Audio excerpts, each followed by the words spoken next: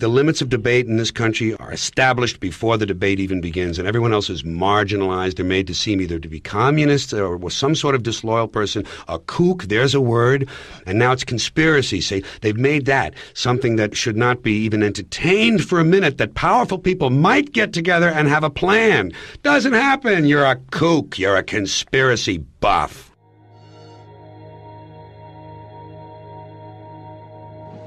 What is at stake is more than one small country. It is a big idea, a new world order. Out of these troubled times, our fifth objective, a new world order, can emerge.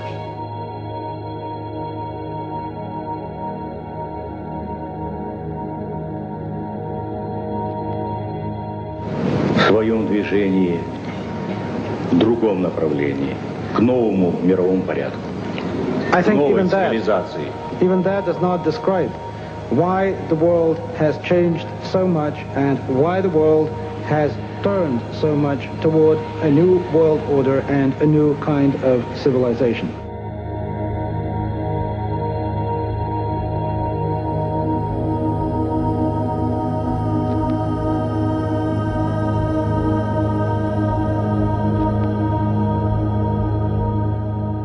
After 1989, President Bush said, and it's a phrase that I often use myself, that we needed a new world order, and instead it looks like we got a lot of disorder.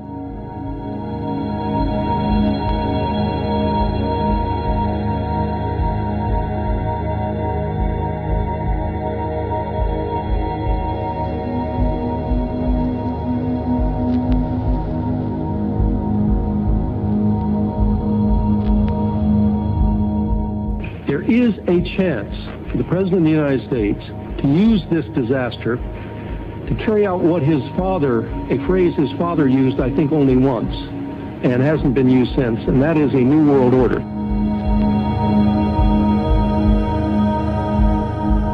This was a stirring address, in my view, shorter than his father's speech when he announced the New World Order.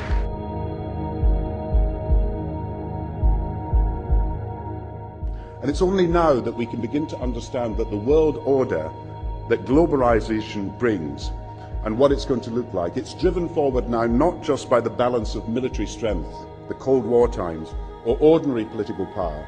It's being driven forward by a seismic shift in economic power that we see around us. We've got to give them a stake in creating the kind of world order that I think all of us would like to see. Thousands of people gathered to hear Barack Obama deliver key foreign policy speech on his current European tour. The Democratic presidential hopeful laid out his vision for America's place in a new world order, saying he was speaking as a proud citizen of the United States and a fellow citizen of the world.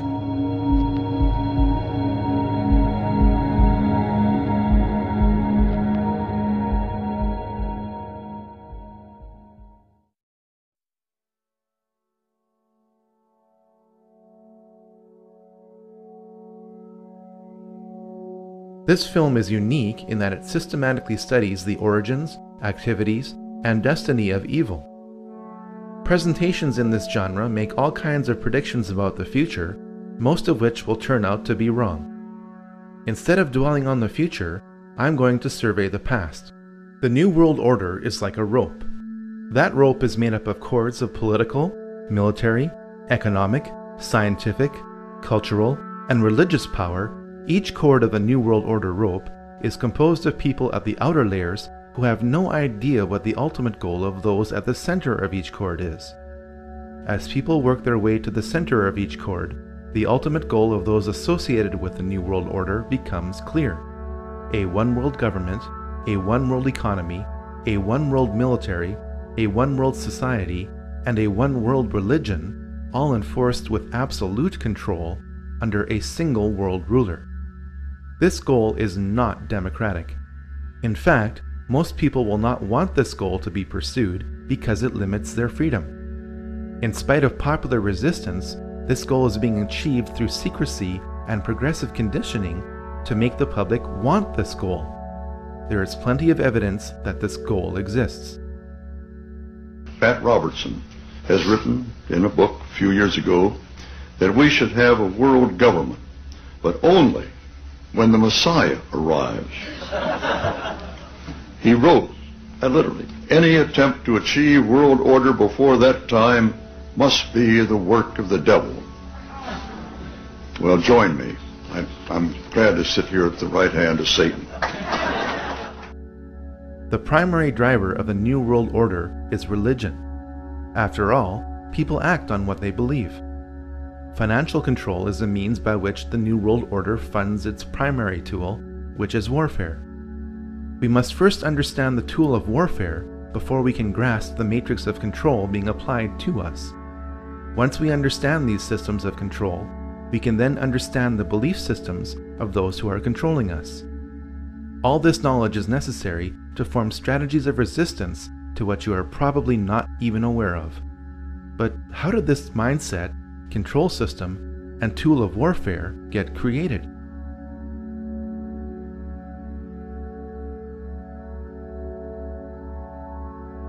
All secret societies trace their origins back to the ancient mystery religions practiced in Sumeria, Egypt, and Babylon. These ancient mystery religions were responsible for keeping a closed population in total subservience to a small elite, which were worshipped as gods, or as intermediaries between the masses and the gods. Knowledge is power. If you know when the next solar eclipse is going to occur and others around you don't, you can demand a lot from a primitive society when you threaten to darken the sun. People with secret knowledge of astronomy are going to try to keep that knowledge to themselves. The moment they share that knowledge, their power over any society is eliminated.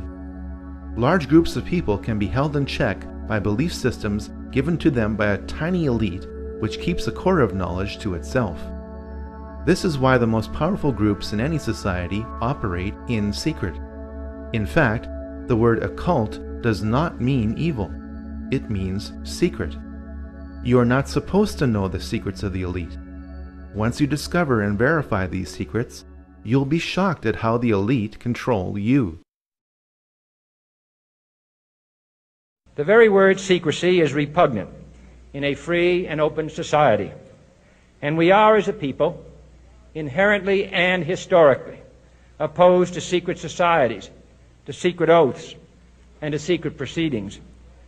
And there is very grave danger that an announced need for increased security will be seized upon by those anxious to expand its meaning to the very limits of official censorship and concealment. That I do not intend to permit to the extent that it's in my control. For we are opposed around the world by a monolithic and ruthless conspiracy that relies primarily on covert means for expanding its sphere of influence, on infiltration instead of invasion, on subversion instead of elections, on intimidation instead of free choice, on guerrillas by night instead of armies by day. It is a system which has conscripted vast human and material resources into the building of a tightly knit, highly efficient machine that combines military, diplomatic, intelligence, economic, scientific, and political operations. Its preparations are concealed, not published. Its mistakes are buried, not headlined. Its dissenters are silenced, not praised. No expenditure is questioned, no rumor is printed, no secret is revealed. Government at all levels must meet its obligation to provide you with the fullest possible information outside the narrowest limits of national security. And so it is to the printing press, to the recorder of man's deeds, the keeper of his conscience, the courier of his news, that we look for strength and assistance, confident that with your help, man will be what he was born to be, free and independent.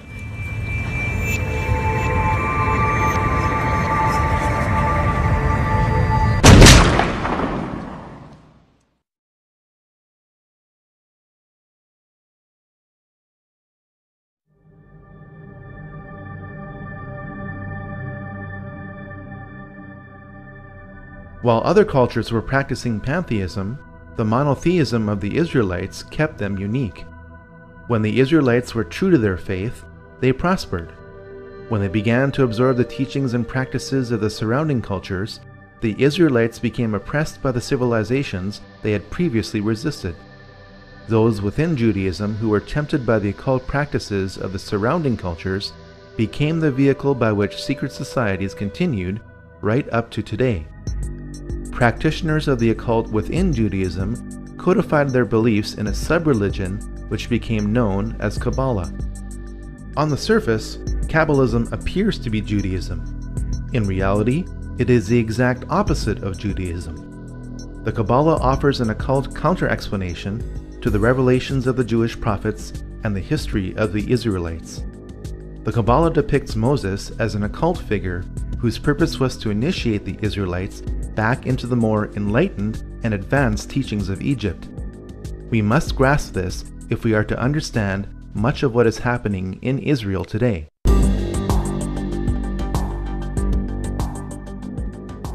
The emergence of Christianity during the height of the Roman era became a problem for the Romans. The more the Roman government tried to suppress Christianity, the more Christianity grew. Please remember that the next time somebody tries to tell you that religion is just a tool of control. Because the Roman government couldn't eliminate Christianity, it eventually decided to merge its belief system with it. The moral decline of the early church can be traced back to the time when Constantine decided to become a Christian for whatever reason.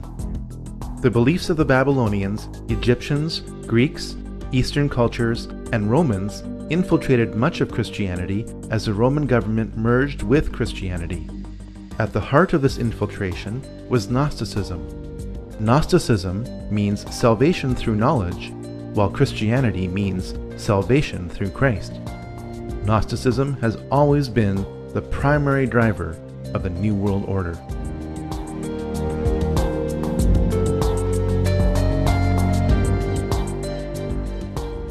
A military and religious order known as the Knights Templar was created in Jerusalem in 1118 by 9 French knights. Their official mission was to protect pilgrims on their journey to the Holy Land during the Crusades, and they participated in several battles in the Crusades themselves. The name Knights Templar was applied to this group when Baldwin II, King of Jerusalem, gave this group of knights lodging in his palace, built on the ruins of King Solomon's temple. By 1128, the order was given special protection by the Pope. As the Crusades wore on, the Knights Templar set up offices in Christian countries to encourage enlistment. The Knights Templar were a tax-exempt organization and received donations from crusading pilgrims in exchange for protection to and from Jerusalem. Because its membership remained dominated by the nobility, the Knights Templar were granted many favors by European rulers. Through gifts of land and money, the Knights Templar became extremely wealthy and powerful. Pope Clement V resisted abolishment of the Knights Templar for years. Finally, after waves of public pressure, most notably from King Philip IV of France, the Pope ordered 54 Templars burned alive in Paris as punishment for conspiracy and Satan worship. The order was destroyed when the Grand Master of the Knights Templar, Jacques de Molay, was burned at the stake on March 18, 1314. Many of the Knights Templar fled to Scotland, Portugal, and to the island of Malta. Some of today's well-connected youth are still initiated into a secret society based on the Knights Templar, known as the Order of de Molay.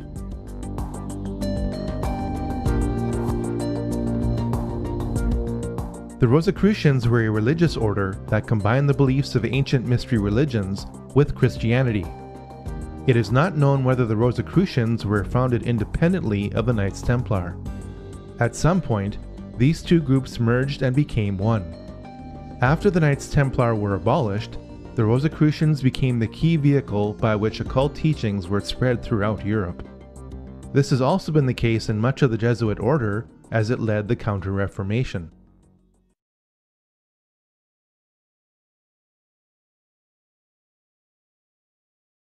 Freemasonry started when the Rosicrucians merged with the stonemason guilds of Europe.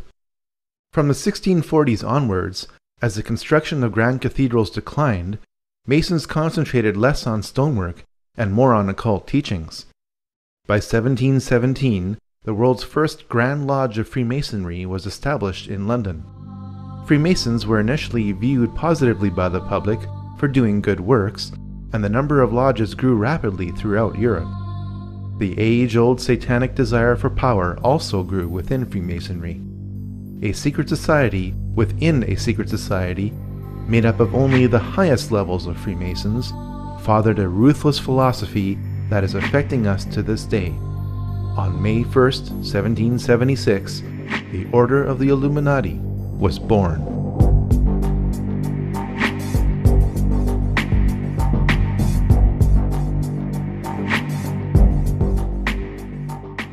The Illuminati were a perfect storm of Freemasonic, banking, and religious interests. If you are truly interested in separating fact from fiction, what remains as fact about the Illuminati from original sources is most disturbing. By reading Robeson's Proof of a Conspiracy, the goals of the Illuminati become clear. Abolition of all monarchical government and patriotism to it. Elimination of private property and inheritance. Destruction of the traditional family. And eradication of all religion. The Illuminati were an extreme sect of Freemasonry. The effects of these institutions cannot be overemphasized. Over 5,000 years of occult history have been focused into Freemasonry and the Illuminati. Around 250 years of occult practices have flowed from them. The modern financial system was created by a family which had connections to the Illuminati. The goals of communism are identical to the goals of the Illuminati. Modern propaganda movements can be traced back to Freemasonry and the Illuminati. Every major war, from the French Revolution onwards, has been influenced by Illuminati philosophy to progressively promote a one-world government. The Illuminati were headed up by Adam Weishaupt. Weishaupt had a Catholic background and, contrary to popular myth, was not a Jesuit or secret Jew. When his father died when Adam was 5, Weishaupt was sent to live with his godfather, rector at Ingolstadt University.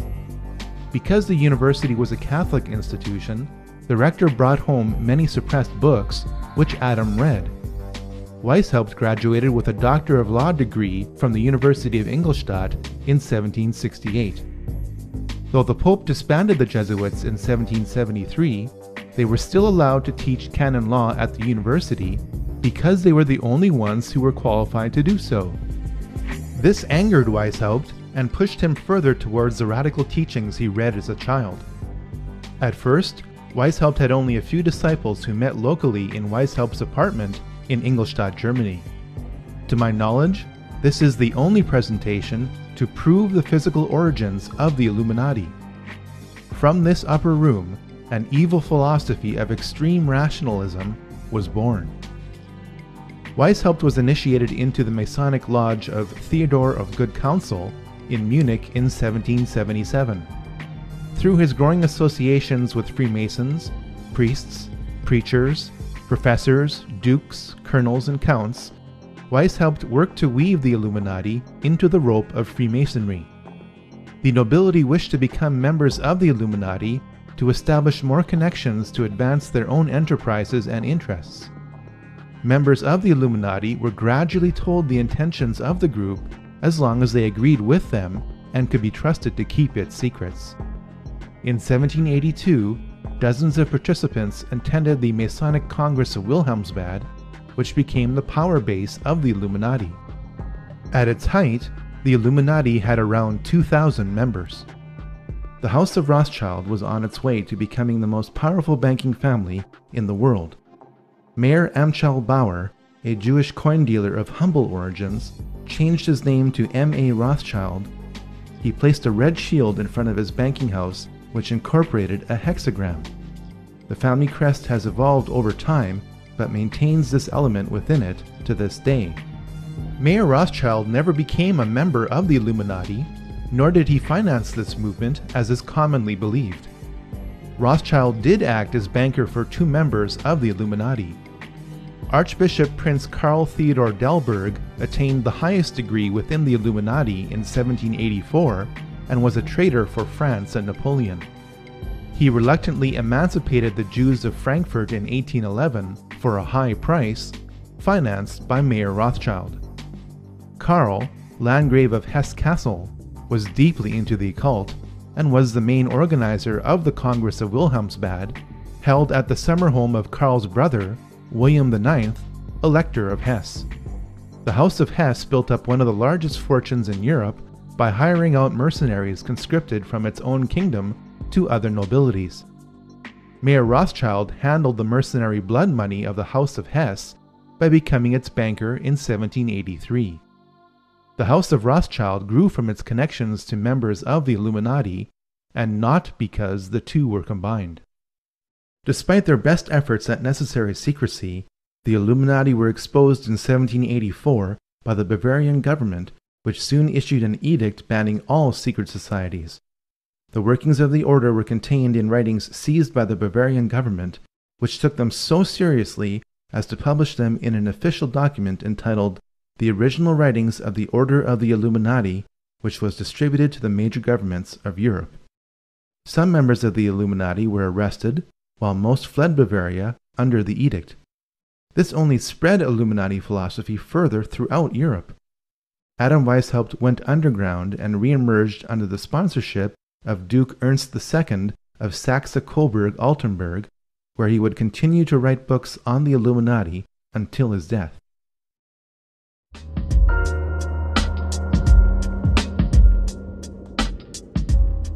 Scattered from Bavaria, the Illuminati quickly re-emerged in France within pre-existing revolutionary groups, the largest of which was the Jacobin Club. The Jacobins, with the money from the Duke of Orleans, bought up and transported out much of the grain supply in France to create an artificial food shortage in 1789. The famine that resulted drove people to revolt. The Jacobins told the people to blame the famine on King Louis XVI and Queen Marie Antoinette. The fate of that French monarchy was sealed in the minds of the public when it was alleged that Marie Antoinette said, "Let them eat cake," in response to the famine. Jacobin propaganda pinned this saying on Antoinette to create maximum hatred for the monarchy. It worked. The hatred of all authority in the French Revolution did not stop with the execution of the French king and queen in 1793. By the time the 6 successive waves of the French Revolution had passed, over 18,000 people had been guillotined without trial. Decapitated heads of the nobility were stuck on bayonets and paraded throughout the streets. The Christian calendar was abolished. The work week was lengthened to 10 days straight. By the time the French Revolution burnt itself out, it is estimated that this program killed 300,000 people, all in the name of liberty, equality, and fraternity. The world's first revolution, guided by the Illuminati, was complete.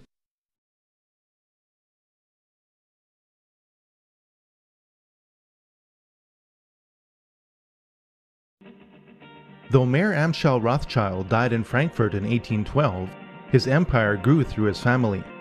Perhaps the one quote in modern English which sums up Mayer Rothschild's ambitions is this: "Give me control of a nation's money supply, and I care not who makes its laws." Towards the end of his life, Mayer told his 5 sons that they should expand the Rothschild banking empire throughout Europe. Nathan was sent to London. Amschel stayed in Frankfurt. Solomon went to Vienna. Karl traveled to Naples. James stayed in Paris. The establishment of the 5 centers of the Rothschild banking family is symbolized by the 5 arrows in the Rothschild family crest. The alliance between the Rothschilds and Illuminized Freemasonry continued with this new generation. Freemasonry was a common element with Adam Weishaupt, 3 of the 5 Rothschild brothers, and Napoleon Bonaparte. Napoleon was initiated into Freemasonry in June 1798. Napoleon was part of the Inner Masonic Club, but his imperialist ambitions could not be contained. Keep in mind that Napoleon appointed himself as King of France in December 1804. Napoleon enjoyed immense success as Emperor of France, yet his policies contained a fatal flaw. Napoleon's Banque de France which would provide interest-free loans to the people of France, was a direct threat to the Rothschild banking empire. The Rothschilds decided to defeat Napoleon's army, not through military conquest, but by financial dominance. Napoleon needed so much money to finance his war that he agreed to sell all French territory in America through the Louisiana Purchase of 1804. Nathan Rothschild in England took Prince William's money transferred to Amschel Rothschild in Germany and used it to fund British forces. Jacob Rothschild in France was one of several banks helping to fund Napoleon's army. This means that the Rothschilds were busy funding both sides of the War of 1812. The modern financial system, started by the Rothschilds, has been funding both sides of every major war for 200 years. While the Battle of Waterloo was a defeat for Napoleon, it also was a guarantee of financial domination for the Rothschilds. Because the Rothschilds had a network of banking couriers throughout Europe, they were the only merchants allowed to pass through the English and French blockades. One of these couriers crossed the English Channel with the news that Wellington had won the war a full 24 hours before Wellington's own courier. Nathan Rothschild knew that he was armed with this critical information before anyone else was. He ordered his workers to start selling holdings of British war bonds. Other traders observed this maneuver and started selling their bonds in a panic. The bonds became worthless as everyone thought that Rothschild's action meant that Napoleon had won the war. Nathan Rothschild then instructed his traders to buy all the British bonds they could get. When London heard the news that England won the war against Napoleon, British bonds gained a level of value even higher than before the war began. The ownership of such a vast sum of high-value bonds meant that the Rothschilds literally owned the Bank of England. On top of all this, there were the profits to be made from loans to Europe to repair the damage done by Napoleon. From the Battle of Waterloo onwards, the interests of the British Crown and the Rothschilds were so intertwined that the Rothschilds were given titles of nobility. Eventually, through intermarriage, the Rothschilds became royalty.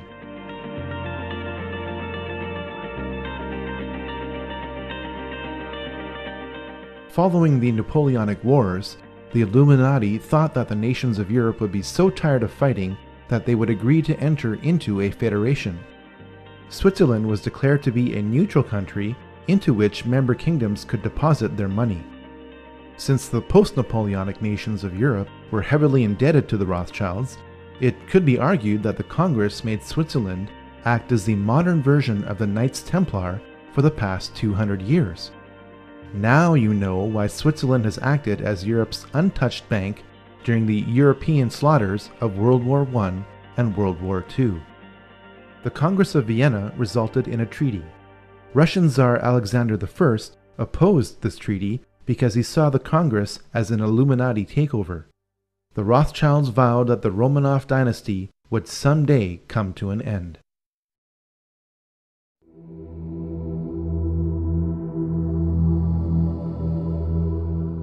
Columbus did not discover anything. The Vikings arrived in North America 500 years before Columbus did. Manly P. Hall, the most prolific Masonic author of all time, wrote a compact book in 1944 entitled The Secret Destiny of America. It confirms that the Old World knew about the New World for thousands of years. Columbus sailed to the West because his family and those who paid for his expedition were steeped in Rosicrucianism and wished to lay the foundation of a new world order. One only has to look at the cipher used in his signature for proof of this claim. Much of the occult knowledge of the Knights Templar is carved in stone in Scotland's Rosslyn Chapel. The carvings that line the inner frame above this window are of maize or of Indian corn that grew only in the New World. How could this be if the construction of the Rosslyn Chapel began in 1446 or 46 years before Columbus sailed to the West? For the answer to this question, we should look at the sails on the ships used by Columbus. They were adorned with the logo of the Knights Templar. From before the time of Columbus until today, America has always had a special place in the plans of the New World Order. The Illuminati in Europe saw the rare positive outcome of the American Revolution and sought to subvert it through the Columbian Lodge of the Order of the Illuminati, established in New York in 1785. Agents of the Illuminati worked to start a new revolution in America so that America would resemble France without the Napoleonic influence. In 1791, Alexander Hamilton established the first privately owned central bank in the United States with $10 million on a 20-year charter. This is contrary to the United States Constitution, which Hamilton signed. When the charter expired, the head of this private group was revealed. None other than Nathan Rothschild in England said, "Either the application for the renewal of the charter is granted, or the United States will find itself in a most disastrous war." The United States repelled the British on American soil within 1 year of Nathan Rothschild's pronouncement during the War of 1812. Fortunately for America, Britain was tied up fighting Napoleon in Europe and couldn't send enough troops to reclaim America. While America won a military victory, its financial back was broken. The War of 1812 forced the rechartering of the private bank of the United States. Thanks to the war and inflation, the debt owed to the bank exploded to $127 million. Andrew Jackson vetoed the bank in 1832. In 1835, President Jackson distributed a $35 million surplus. This was the only time in American history that the United States had balanced its books.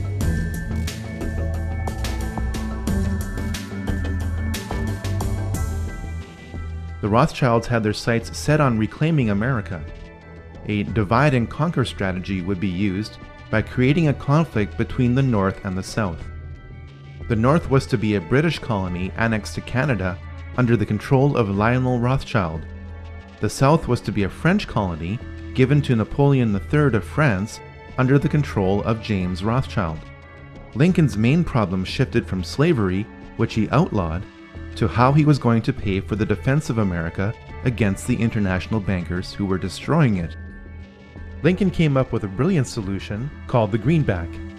The government would print its own interest-free currency that would later be redeemable in gold. The bankers wouldn't stand for this.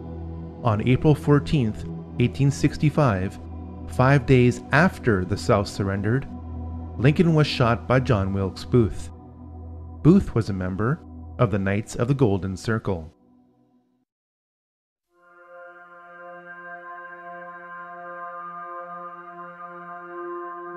The monarchies of Europe, led by the British royal family, had been involved in the occult for centuries through the sponsorship of clairvoyance. The British royal family is deeply Masonic. The Queen's cousin, the Duke of Kent, is British Freemasonry's Grand Master. There is even a Freemasonic lodge in Buckingham Palace. Though the current Queen says that she is not amused at this, she and her predecessors were often Masonic.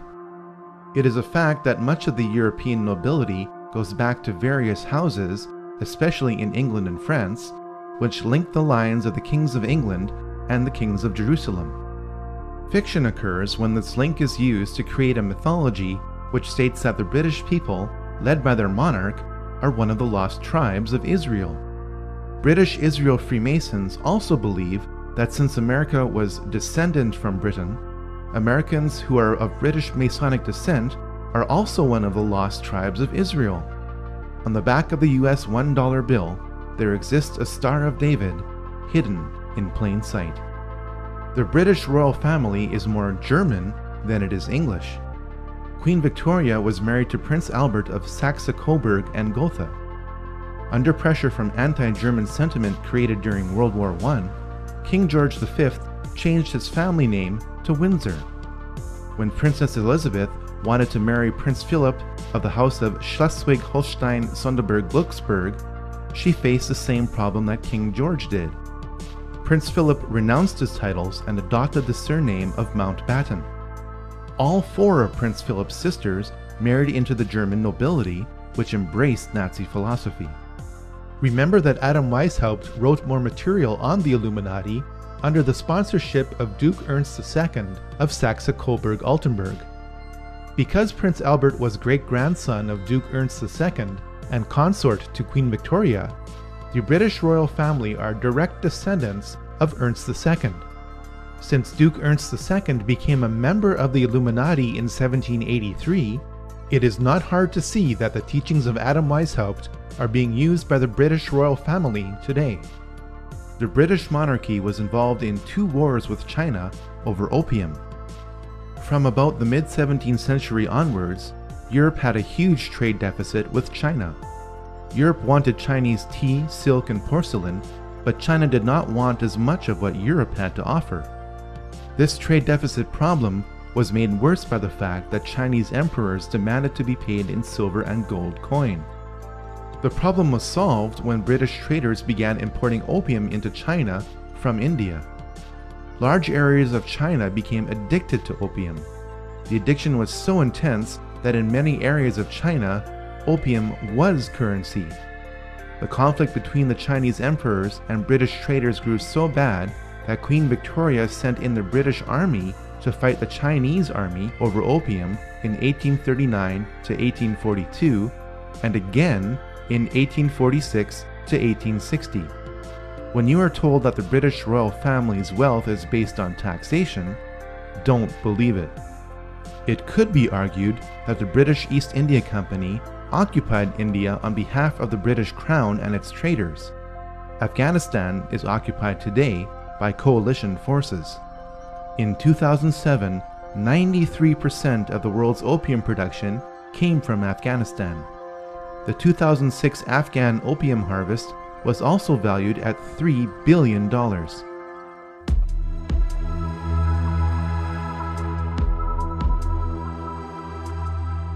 The Round Table groups are the most influential and interconnected secret societies in the Western world.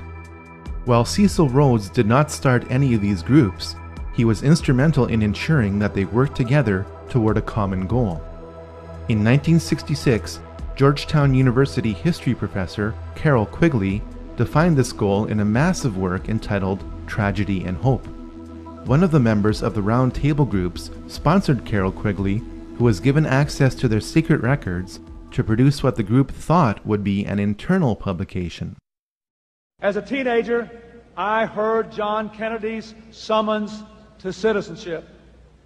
And then as a student at Georgetown, I heard that call clarified by a professor named Carroll Quigley, who said to us that America was the greatest nation in history because our people had always believed in 2 things: that tomorrow can be better than today, and that every one of us has a personal, moral responsibility to make it so.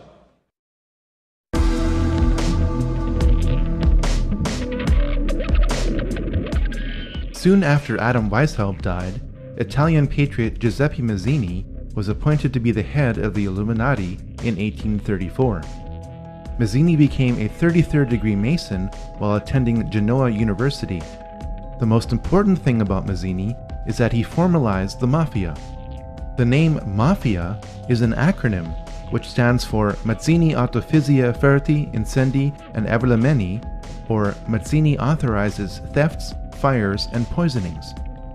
With the wave of Italian immigration to America starting in the 1890s, the practices of the Mafia merged with the Illuminati of America.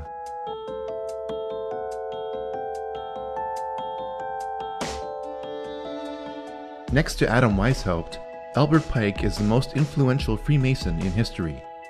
Pike was asked by American Freemasons to reform its rituals. He did so in a Masonic handbook entitled Morals and Dogma of the Ancient and Accepted Rite of Freemasonry, published in 1871. The Knights of the Golden Circle, or KGC, was a Masonic organization dedicated to establishing a golden circle of territories between Mexico, Central America, the Caribbean, and the southern states, which would officially sanction slavery. Albert Pike was associated with the KGC and created several spin-off groups from it, including the Ku Klux Klan. While he was Sovereign Grand Commander of the Scottish Rite of Freemasonry, Albert Pike created his own office of Chief Justice of the KKK. This is also borne out at the location of his statue, which is in Judiciary Square in Washington, D.C. Albert Pike is responsible for inflaming racial tensions that were the official cause of the U.S. Civil War.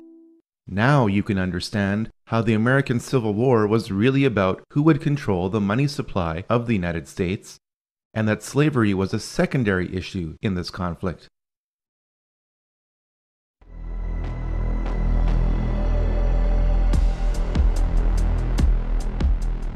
William Huntington Russell was one of the more prominent merchants involved in the Chinese opium trade. Born in America, Russell did what most wealthy businessmen did during the Industrial Revolution: protect his assets from taxation by establishing a tax-free foundation. The tax-free foundation that Russell and Company established based on opium revenue was the Russell Trust. The key institution of indoctrination that Russell Trust established was Skull and Bones. Skull and Bones was founded at Yale University in 1832 as a Black Lodge of Freemasonry. The odds that both presidential candidates would happen to be members of Skull and Bones is approximately 1 in 750,000. 3 generations of the Bush family have been members of Skull and Bones. George W. Bush, his father George H.W. Bush, and his father before him, Prescott Bush, were all members of this occult secret society. It has been alleged by members of Skull and Bones that it was Prescott Bush who stole the skull and bones of Indian Chief Geronimo and placed it in the tomb as a source of spiritual power. George W. Bush never apologized for his activities in Skull and Bones.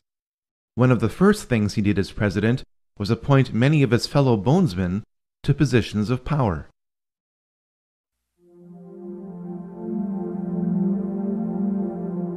Georg Hegel was a German philosopher who came up with a basic system for achieving the goals of the Illuminati called the Hegelian dialectic. This system is based on 3 steps. In step 1, a rogue government will create the problem that harms or even kills its own citizens. This deception is known as a false flag attack.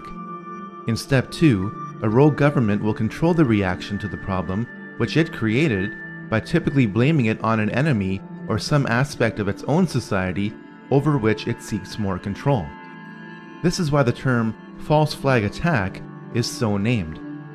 In step 3, a rogue government will offer the solution to the problem which it created. This solution is typically a war or a system of regulations. The solution would usually not be accepted by the public had the rogue government not created the crisis and controlled the reaction to it in the first place. A government which seeks increasing control can keep pushing society to accept its agenda by following a series of problems, reactions, and solutions which it planned all along. The significance of the Hegelian dialectic is not how evil it is, but rather how often governments choose to follow it. There has not been a major war in the 20th and 21st centuries that does not follow the Hegelian dialectic.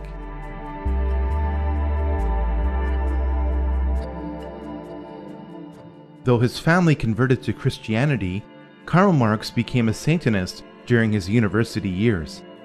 In a poem entitled Pale Maiden, Marx wrote, "Thus heaven I forfeited, I know it full well. My soul, once true to God, is chosen for hell." Over time, Marx became a 32nd degree Mason. Karl Marx met up with German philosopher Friedrich Engels. Engels joined a revolutionary group 10 years earlier, founded by Giuseppe Mazzini.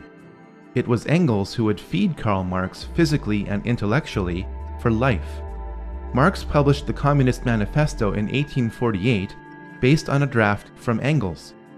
The manifesto was commissioned by the Communist League in London, whose history can be traced back to the Jacobin Club and the Illuminati.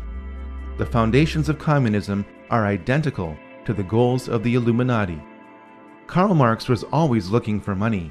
He found it when Nathan Rothschild gave Marx several £1,000s to finance the cause of socialism through the Hegelian dialectic. Marx wrote Das Kapital in 1867, which became known as the Bible of the working class. While his Bible called for the working class to rise up and overthrow the financial bourgeoisie, Marx evidently did not practice what he preached. In an 1864 letter to his uncle, Marx announced that he made £400 on the stock exchange. Nikolai Lenin picked up where Karl Marx left off. Lenin admired Mikhail Bakunin, who wrote, "The evil one is the satanic revolt against divine authority. Satan, the eternal rebel, the first free thinker, and the emancipator of worlds." While attending university, Lenin became a Mason.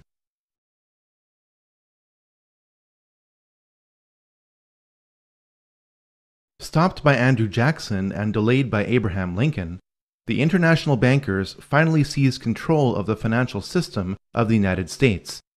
On December 23, 1913, the Federal Reserve Act passed through Congress when most congressmen were home for Christmas. President Wilson promised to sign the Federal Reserve Act in exchange for campaign contributions. This unconstitutional act allowed a private group of international bankers to print pieces of paper as money which would be loaned out to the government at interest. Leading directly or indirectly through their agents, the most prominent members of this group were J.P. Morgan, J.D. Rockefeller, Jacob Schiff, and Max and Paul Warburg. Every member of this group was connected in different ways to the Rothschilds. The international bankers wasted little time in doing what they do best: finance wars.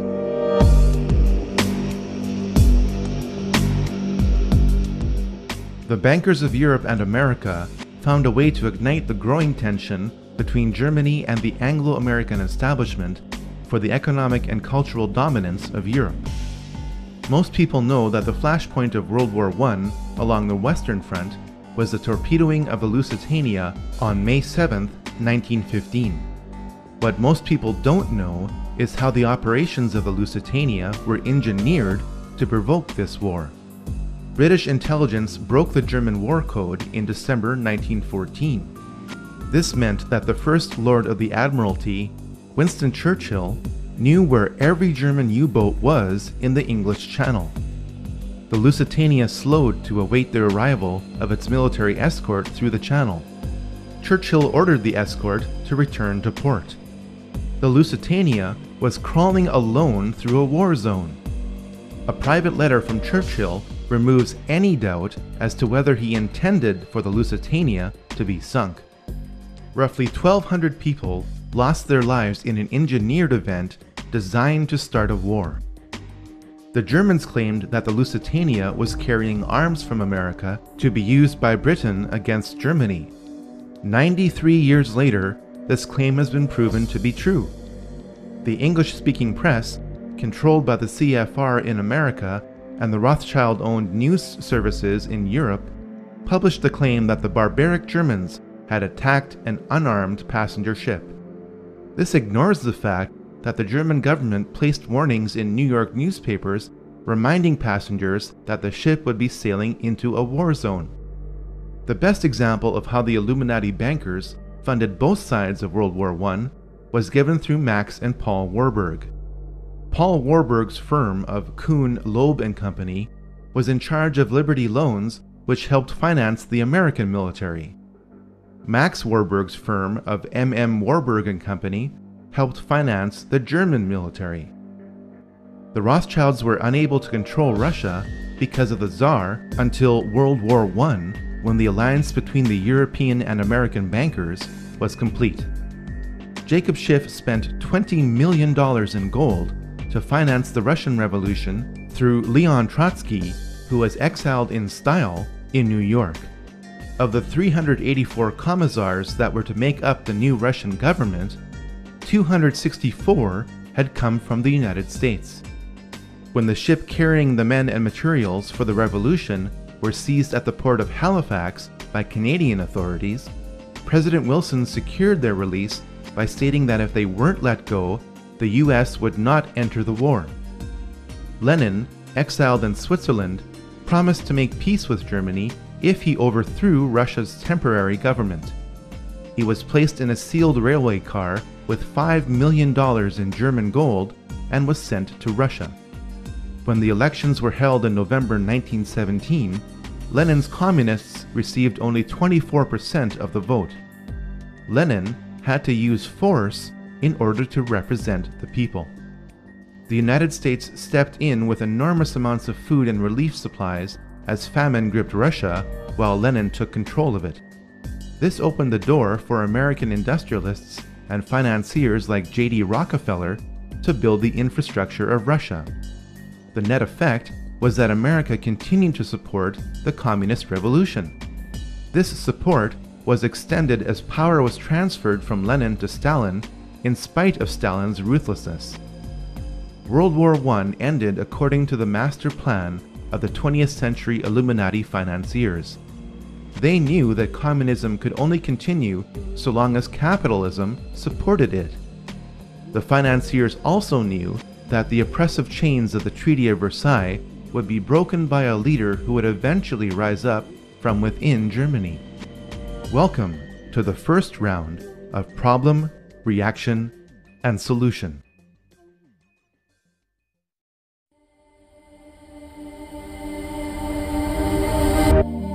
As the Industrial Revolution progressed, several captains of industry emerged in America. Andrew Carnegie made his fortune in steel production. Henry Ford excelled at making cars. John D. Rockefeller made the largest fortune in America through banking based on oil production. Many have speculated that the CFR is an acronym based on Carnegie, Ford, and Rockefeller. While this may not be the case, all three of these men have had a financial stake in the CFR, which was officially formed in New York in July 1921. Its logo features a rider on a white horse giving a Masonic salute. The Latin word in the logo means everywhere. The CFR in New York is the counterpart to the Royal Institute in London. Both groups are members of the Round Table groups. The same bankers which established the Federal Reserve in 1913 funded the CFR through dozens of tax-free foundations. If you want to catch a ride in the Anglo-American machinery of the Illuminati today, you will agree to be told what to do. It's good to have an outpost of the council right here down the street from the State Department. We get a lot of advice from the council, so this will mean I won't have as far to go to be told what we should be doing and how we should think about the future. It's good to be back at the Council on Foreign Relations. As Pete mentioned, I've been a member for a long time and was actually a director for some period of time. I never mentioned that when I was campaigning for re-election back home in Wyoming. The goal of the Royal Institute and the CFR is nothing less than one world government. In 1950, CFR member James Warburg testified before the Senate Foreign Relations Committee and said, "We shall have world government whether or not you like it, by conquest or consent." You would think that the CFR would be the talk of the American mainstream media, but the CFR dictates what will make the American news and how it will be presented to reporters in key positions who are along for the establishment ride.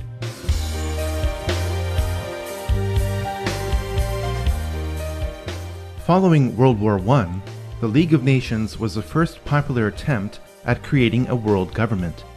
The League was promoted as the way of providing a collective security, since an attack on any one member of the League would be considered an attack on all. The League failed as an organization, but acted as a successful stepping stone for the globalists. The League of Nations allowed the international bankers like J.D. Rockefeller to give more loans to more nations, provided the international bankers controlled the banking system of that nation. When the Bank for International Settlements was established in 1930, the Illuminati financiers gained more control of the world's money supply. This was all the more reason to start World War II.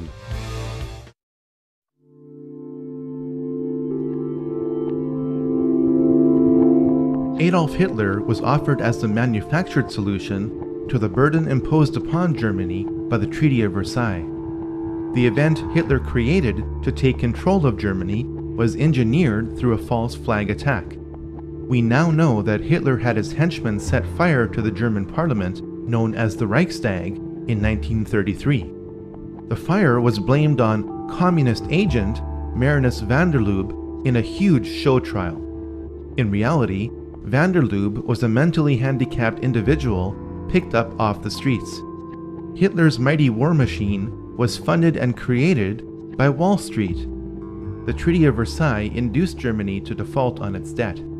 The Dawes Plan replaced the treaty after 5 years and allowed links to be made between American and German industry and finance.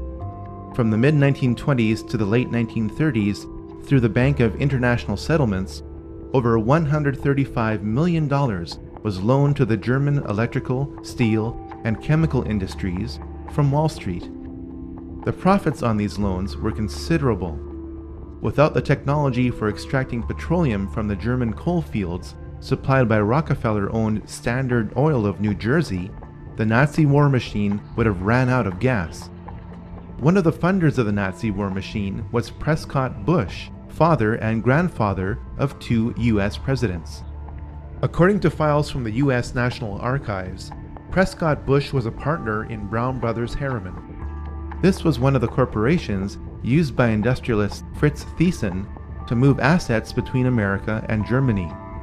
Prescott Bush's assets in Union Banking Corporation were seized under the Trading with the Enemy Act in 1942, after America entered the war. The Bush family fortune was built in part from funding the very enemy that would kill over 400,000 American troops. May I introduce our co-editors for this edition of the Longines Chronoscope.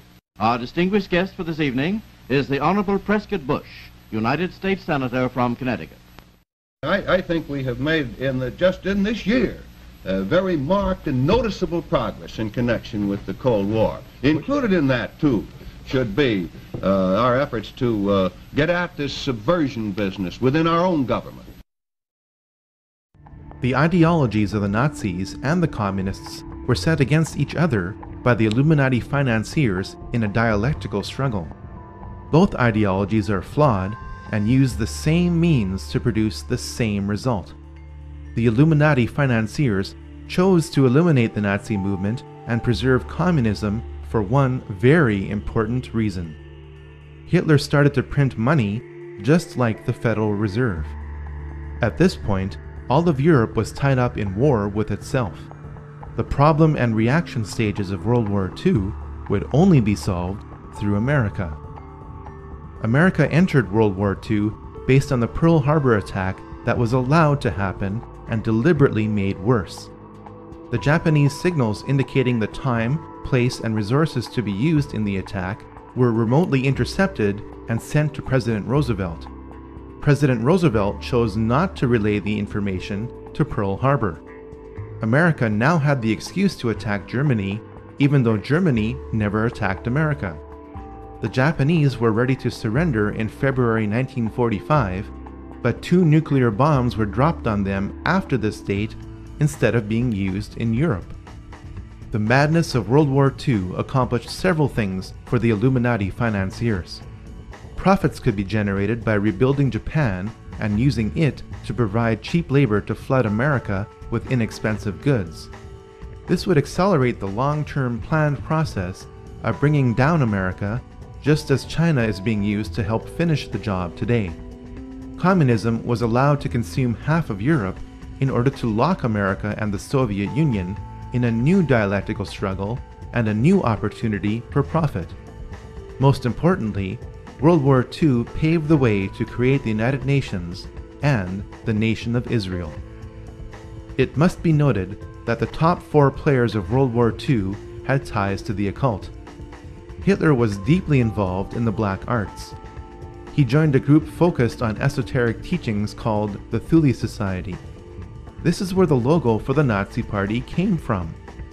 The occult foundation of Nazi philosophy was laid by Dietrich Eckart, not by Adolf Hitler. Joseph Stalin was involved in Freemasonry. Here we see him giving the same sign of the hidden hand, the same hand sign of Freemasons Napoleon and Solomon Rothschild. Franklin Roosevelt was a 32nd degree Mason. Winston Churchill was a member of 2 Masonic lodges, including a Druidic lodge. When you look at a photograph of the 3 main characters involved at the Yalta Conference in February 1945, keep in mind that all 3 were Freemasons.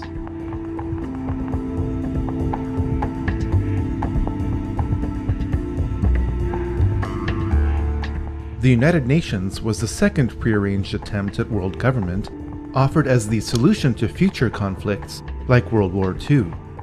To help prevent the pivotal United States from backing out of the United Nations, as it did with the League of Nations, the UN was to be located on American soil with land graciously donated by John D. Rockefeller Jr.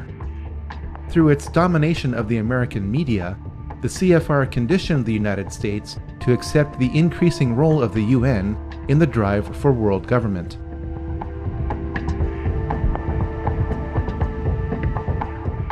Political Zionism, a tool of the Rothschilds, clearly expressed the desire to create Israel long before World War II. This is documented in the Balfour Declaration of 1917. Arthur James Balfour of the British Foreign Office announced that it was the will of His Majesty's government to establish a Jewish homeland in Palestine. This official policy was given to the World Zionist Federation of Great Britain, headed by Lord Rothschild, over 30 years before Israel was created.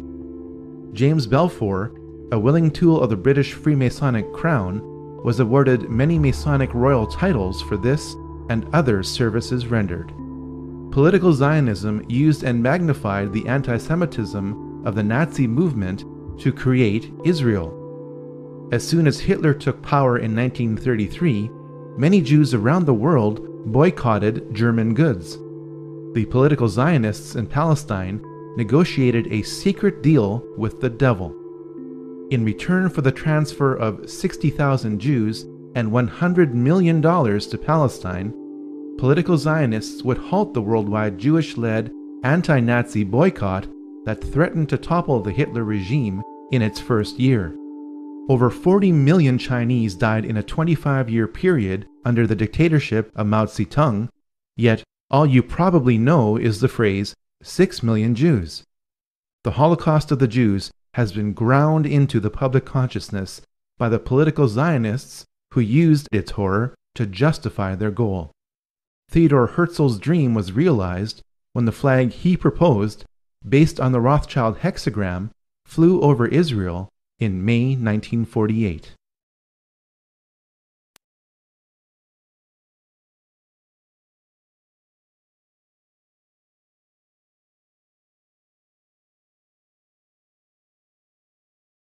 The wars against Asian communism for 30 years were symptoms of a much larger problem. The problem was that the Illuminati financiers were using a new dialectic to control the world. By pitting the capitalist West against the communist East, the world was locked in a state of bipolar tension with little chance of truly breaking free. The arms race between America and Russia was the best symbol of this tension. Russia was given the tools and technology to make the atom bomb by the American establishment in 1944. In spite of this, Russia and America spent over $5 trillion on weapons that would have guaranteed mutually assured destruction many times over. In his closing speech to the nation in January 1961, President Eisenhower warned about the military-industrial complex.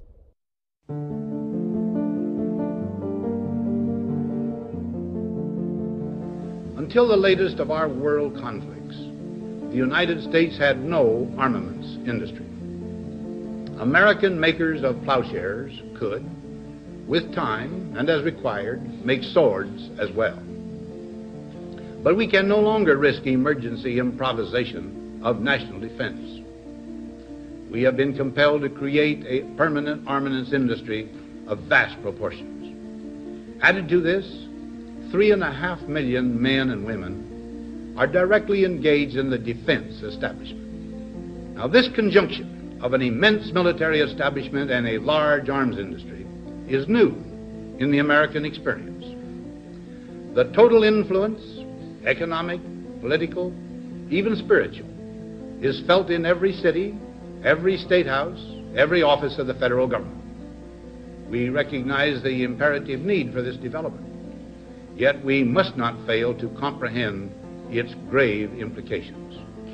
Our toil, resources, and livelihood are all involved. So is the very structure of our society. In the councils of government, we must guard against the acquisition of unwarranted influence, whether sought or unsought, by the military-industrial complex. The potential for the disastrous rise of misplaced power exists and will persist. We must never let the weight of this combination endanger our liberties or democratic processes. We should take nothing for granted. Only an alert and knowledgeable citizenry can compel the proper meshing of the huge industrial and military machinery of defense with our peaceful methods and goals, so that security and liberty may prosper together. We didn't listen to him then. We still aren't listening now. The Illuminati financiers planned for the failure of communism. Communism as a system is guaranteed to fail without support. It failed in 1989 through the symbology of the fall of the Berlin Wall. China was busy by this time producing goods for the capitalist West. In 50 years, the planet went from a multipolar world to a bipolar world to a monopolar world. In the meantime, 3 more secret societies emerged to help manage the planet without your awareness or consent. The time to encourage another war would soon be around the corner.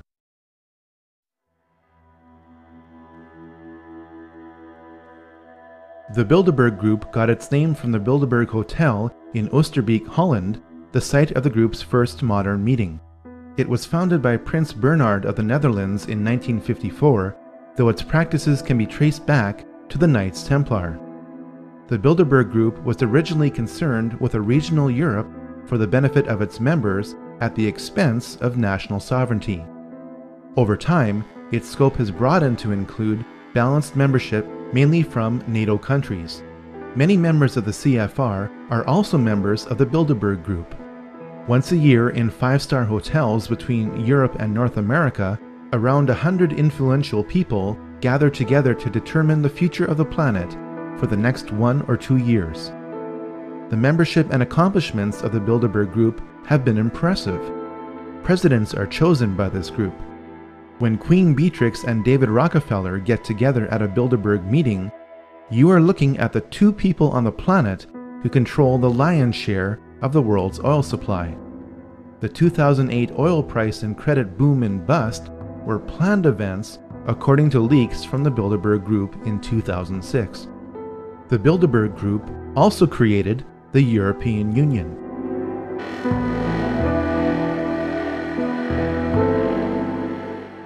The Club of Rome promotes peace and prosperity, but does so in a way that advances world government at the expense of national sovereignty. It was founded in April 1968 by Aurelio Pecci, a prominent Italian industrialist. Affiliations with the Club of Rome have included members of the Rockefeller family and the CFR. Of all the globalist organizations we have encountered so far, the Club of Rome is the group which is the most heavily involved in the New Age movement, regardless of its size. This group specializes in promoting neo-feudalism to justify social and economic control.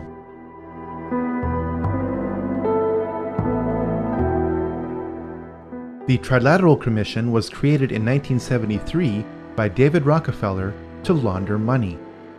As more congressmen and informed citizens became aware of the CFR and the Federal Reserve during the 1950s and 60s, global planners realized that they had to be more covert. Their American and European money would have to be sent to Japanese industrialists and Arab oil magnates who would use it to buy up Western businesses and real estate. With this system in place, economic woes in the West resulting from the globalists' control could then be blamed on the Japanese and Arabs. Arab leaders who couldn't agree on anything for centuries suddenly came together to create the OPEC oil embargo of 1973. High gas prices made the Americans flock to Japanese cars. This system of Western, Eastern, and Middle Eastern trade promoted global interdependence and made lots of money.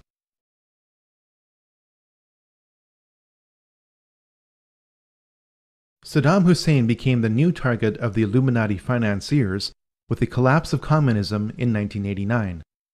White House Special Envoy Donald Rumsfeld met Saddam in December 1983. Rumsfeld gave Saddam the gas he used to kill thousands of his own people, but that didn't matter to the elite. What did matter was that Saddam was pumping too much oil to get rid of his foreign debt. This lowered oil prices by flooding the oil market, angering OPEC nations. It also lowered the value of the US dollar because it was the world's reserve currency and oil is traded in US dollars. Saddam was becoming independent and had to be stopped. US Ambassador to Iraq, April Glaspie, met Saddam in July 1990. When Saddam asked the ambassador what the American response would be if he were to invade Kuwait, the ambassador replied, "We have no opinion on the Arab-Arab conflicts, such as your dispute with Kuwait." Saddam bit on the bait and invaded Kuwait 1 month later. Operation Desert Storm followed in 5 months in January 1991. Saddam's army was destroyed in 5 weeks. While I was there, I saw the Iraqi soldiers come into the hospital with guns. They took the babies out of the incubators, took the incubators, and left the children to die on the cold floor.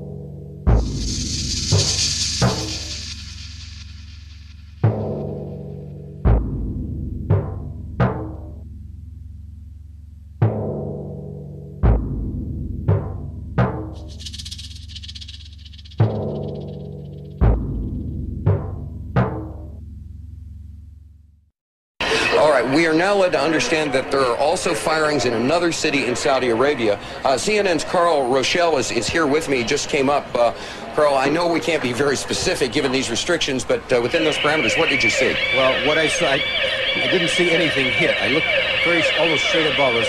There was a vapor trail coming from my right to my left, and there's a cloud of something. It looks like it might have been an explosion, a cloud. I'd say it was...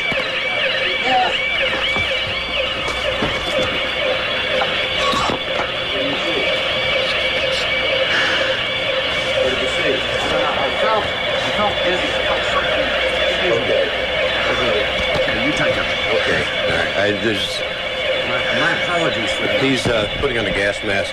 There hasn't been any gas dropped here that we could tell. You smell anything? No. You may smell some of the fumes from a missile exhaust going off.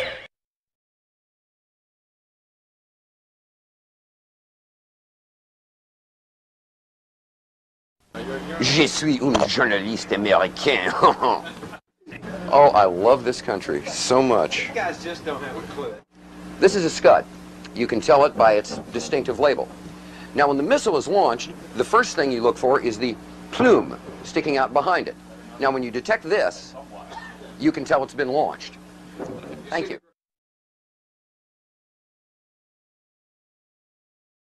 Have you sniffed any rocket fumes lately? You got a gas mask around, bud? Oh, I get it. Oh, I see. That's good. And yeah, I thought it was.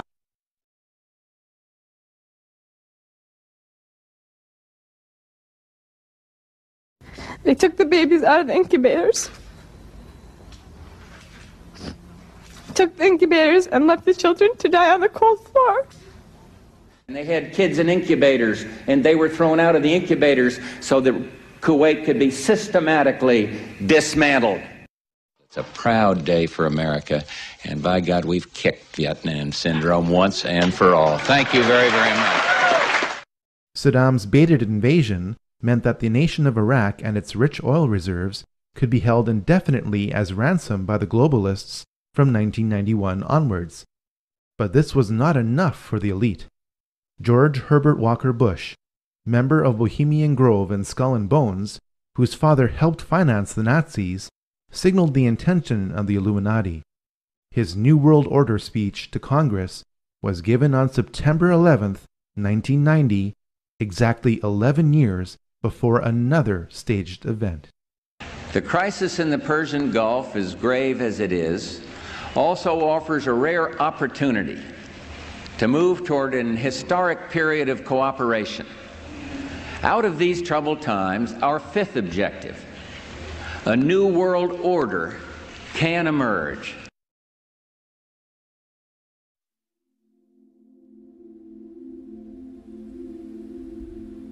People are still bewildered by what happened on September 11, 2001. This brief study cross-examines the mechanics, the men involved, and the motives for what happened on that day. Most people assume that Flight 93 was crashed by its passengers after they overtook the terrorists who controlled it. After all, it left a scar in the earth. Here's the problem. According to a USGS aerial survey, that scar existed in 1994 or earlier. At this point, we have two choices. We can choose to believe that a full-sized airliner being fought over can crash into topsoil in precise alignment with a pre-existing scar, leaving that scar relatively intact. We can also choose to believe that only part of the plane landed within that scar. The first option would violate the patterns of hundreds of airplane crashes over decades. The second option forces us to ask whether pieces of the plane were found in other locations. Indeed, this is the case. Small pieces of the plane were spread out over a debris field several miles long. This forces us to ask how the plane disintegrated. According to retired Colonel Don de Grand Pré, it was shot down by a member of the Air Force. We have since learned the probable name of the pilot who eliminated Flight 93. Lieutenant Colonel Rick Gibney was the only pilot in the United States Air Force to be given an award in secret for his actions on a special mission on 9/11. Most people assume that Flight 77 struck the Pentagon with no warning by a crack pilot. In recorded testimony before the 9/11 Commission, then Transportation Secretary Norman Mineta recalled what he witnessed in the Presidential Command Center below the White House. During the time that the airplane coming in to the Pentagon, there was a young man who would come in and say to the Vice President, the plane is 50 miles out, the plane is 30 miles out. And when it got down to the plane is 10 miles out, the young man also said to the Vice President, do the orders still stand? And the Vice President turned and whipped his neck around and said, of course the orders still stand. Have you heard anything to the contrary?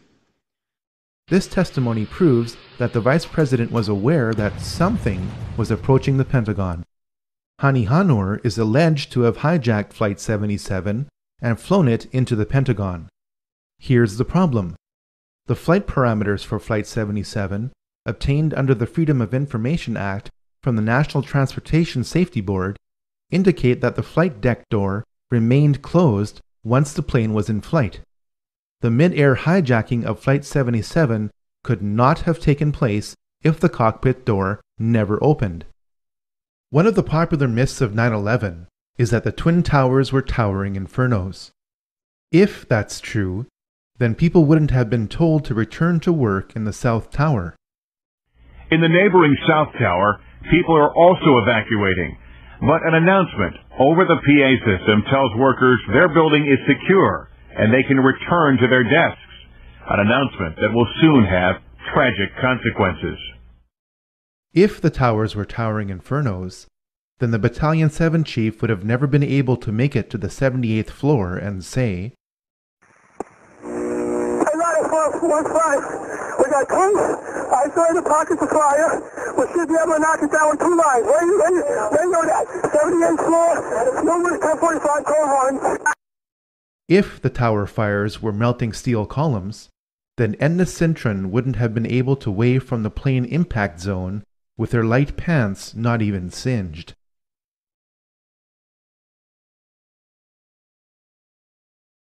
The collapse of Building 7 forces us to consider other possibilities for the collapse of the Twin Towers. Here's the problem. Building 7 was not hit by a plane and not splashed with burning jet fuel, yet at 5:20 p.m. on September 11th, Building 7 fell exactly like the Twin Towers did.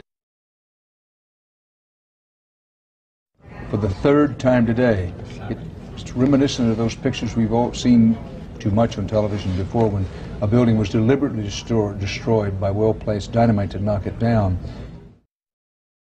The most logical explanation for the building collapses on September 11th is the most outrageous: through the use of explosives. All explosives leave residues. A 2009 peer-reviewed scientific paper has been published in the Open Chemical Physics Journal proving that explosive residues of specialized thermite, which could only have been made in advanced military labs, were found in preserved dust samples from the remains of the buildings. Jet fuel is premium-grade kerosene which cannot melt steel. Thermite is a mixture of iron oxide and aluminum. When ignited, it burns at over 2,500 degrees Celsius to instantly liquefy steel. There is plenty of evidence that thermite was used on that day and that it kept reacting for weeks after the buildings collapsed. You'd get down below and you'd see molten steel running down the channel rails, like you're in a foundry. Yeah, like lava. Like lava. A volcano. In addition to thermite, 2 other types of explosives were used to level 3 buildings on 9/11. The job of the shape charge is to cut steel H-beams. The way we do this is by cutting the beam at an angle, which, through a series of beams cut at the same angle, will tend to make the building shift over and walk. Shape charges were used to slice through posts at an angle, not straight across, for a reason. And the 4-1 should have taken a couple of companies that they were leaving back. Go against another. You want to call your mother or something? You got to get back something. We made it outside. We made it about a block. We made it at least 2 blocks, and we started running. Floor by floor, instead of popping out. It was if they had detonated. Yeah, if they were planned to take down a building. Boom, boom, boom, boom, boom, boom, boom, boom.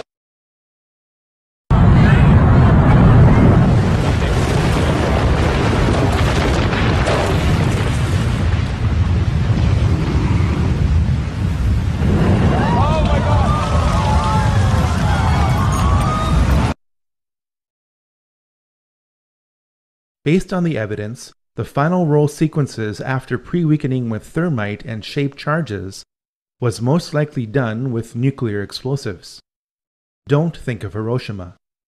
If the United States Army was loading nuclear shells by hand into howitzers 50 years ago, what do you think is available in the 21st century? The evidence for the use of nuclear explosives on 9/11 is substantial. A government report tried to spin the appearance of the radioactive isotope tritium at ground zero in concentrations dozens of times higher than the surrounding area. Hundreds of cars at ground zero burst into flames from the inside out. This is explained with a characteristic electromagnetic pulse of nuclear explosions overloading the vehicle's electronics, causing the vehicles to ignite. It would be foolish to conclude that aviation-grade kerosene would cause this kind of selective damage while leaving truckloads of loose paper around the site untouched. Toxic fumes produced by fires from the continuously reacting thermite and radiation from the final roll sequences explain why 7 out of 10 people with significant exposure to ground zero are dying from a host of illnesses. If explosives were used to destroy buildings on 9/11, they would have had to be placed in the buildings.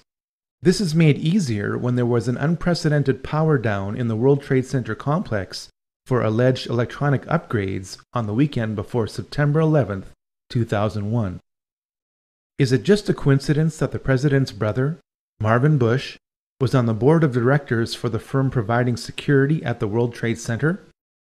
Is it also a coincidence that the firm's contract with the World Trade Center ended on September 10, 2001?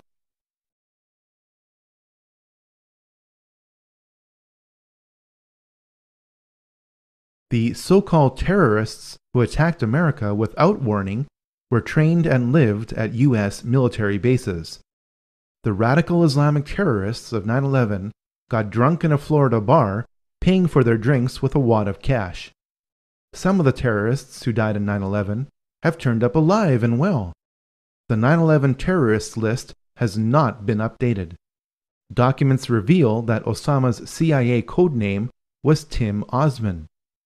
This leads us back to Zbigniew Brzezinski because he created the Mujahideen in the late 1970s, which were later renamed Al-Qaeda. The people of Pakistan know what the US will never admit to, that Osama bin Laden is a CIA asset. Who is Osama bin Laden? He's just a character created by America.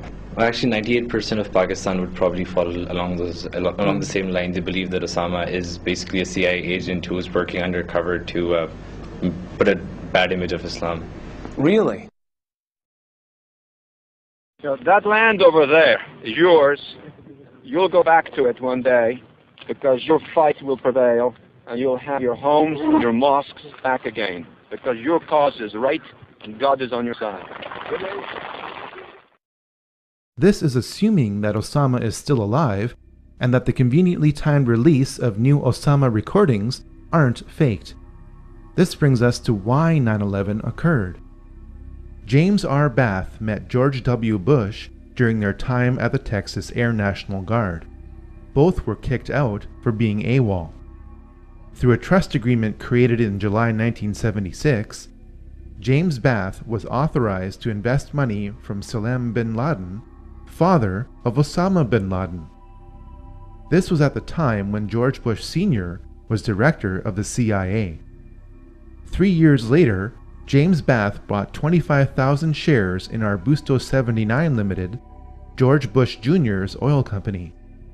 The Bushes do business with the bin Ladens. The Saudi bin Laden Group makes its money from being the main construction conglomerate of the House of Saud. The Saudis make their money from supplying oil to America to create an artificial demand for the US dollar. Oil, the dollar, and war, the House of Saud, the House of Bush, and the House of bin Laden are all connected. George Bush Sr. was a member of the Carlyle Group, a venture capital firm heavily invested in arms sales. On the morning of September 11, 2001, George H.W. Bush was president when the Carlyle Group hosted a conference at a Washington hotel. Among the guests of honor was a valued investor, Shafiq bin Laden, brother to Osama.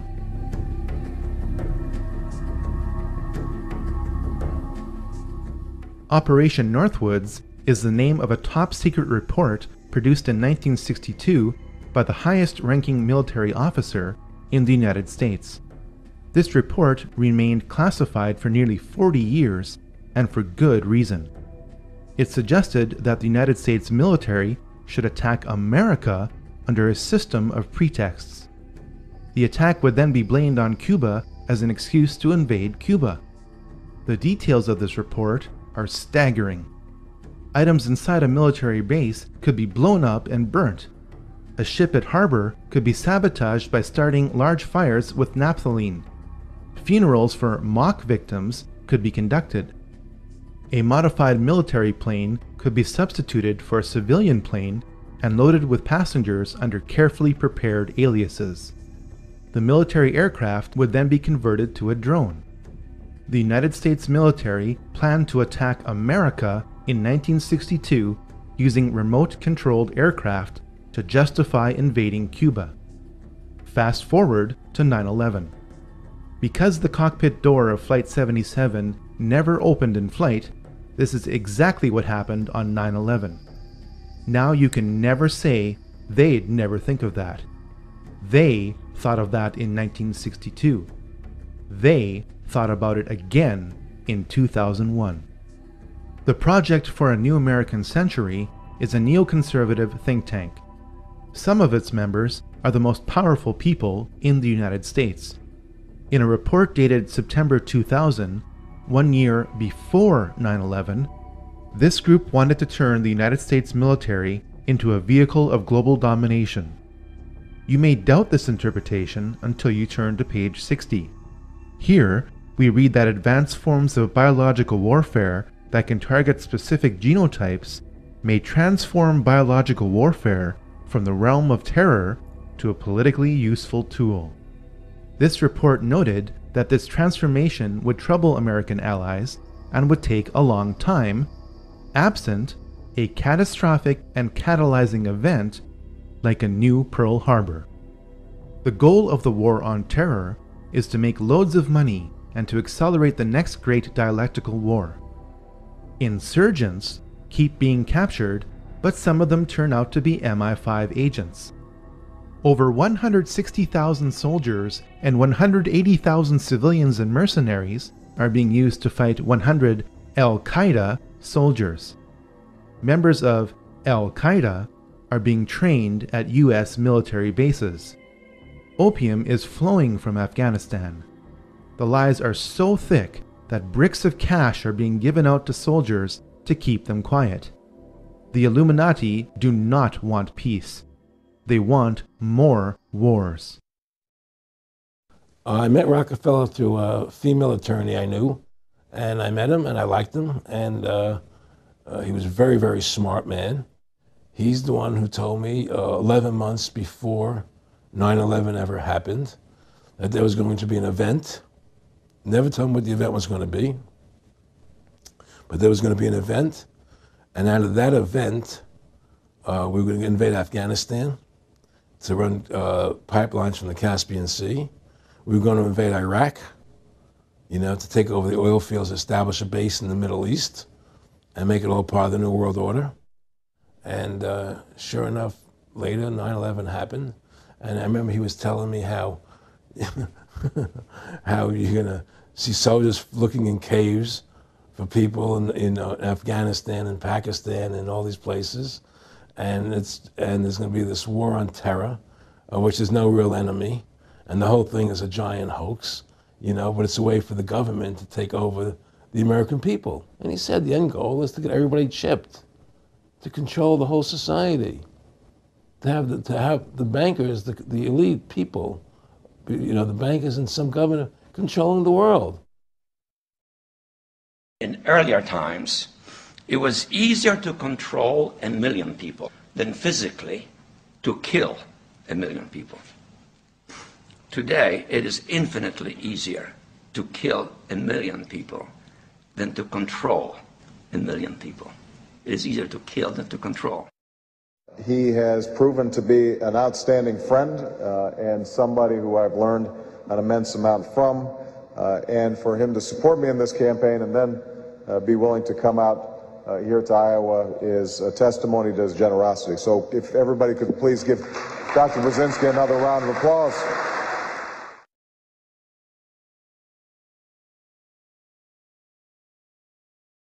So far, we have learned that over 5,000 years of ancient mystery religions have filtered themselves into Illuminized Freemasonry by the mid to late 1700s.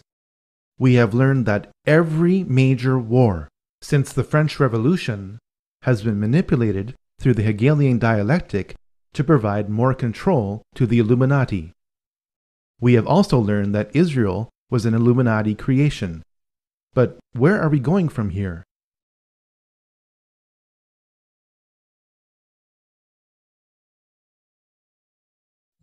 In September 1973, the Club of Rome issued a report entitled Regionalized and Adaptive Model of the Global World System.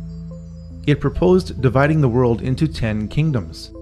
Yes, it actually used the phrase 10 kingdoms. While the boundaries of these 10 kingdoms are subject to change, it is their proposal that is the point. Since that proposal in 1973, the world is being divided into 10 kingdoms. It started with the European Union.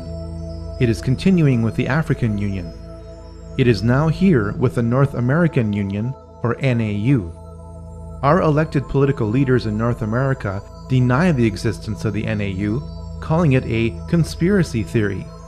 They do so while the Queen's representative in my province of Manitoba lays out its infrastructure. Can you say today that this is not a prelude to a North American Union similar to a European Union? Are there plans to build some kind of superhighway connecting all three countries?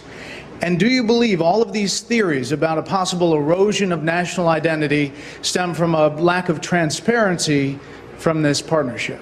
A couple of my opposition leaders have speculated on massive water diversions and superhighways to the continent, maybe interplanetary, I'm not sure as well. Manitoba is also taking a major role in the development of a mid-continent trade corridor, connecting our northern port of Churchill with trade markets throughout the central U.S. and Mexico. I'm amused by some of the speculation, some of the old, you call them political scare tactics. If you've been in politics as long as I have, you get used to that kind of technique, where you lay out a conspiracy and then force people to try to prove it doesn't exist. That's just the way some people operate. An alliance has been built with business leaders and state and city governments spanning the entire length of the corridor. When fully developed, the trade route will incorporate an inland port in Winnipeg with pre-clearance for international shipping. I'm amused by the difference between what actually takes place in the meetings and what some were trying to say takes place. It's quite comical, actually, when you realize the difference between reality and what some people are talking on TV about. And we cannot be effective at major economic matters any longer unless we work with our other economic partners around the world and work with them closely and intimately. That is essential. I know some people don't like it. It's a loss of national sovereignty, but it is a simple reality.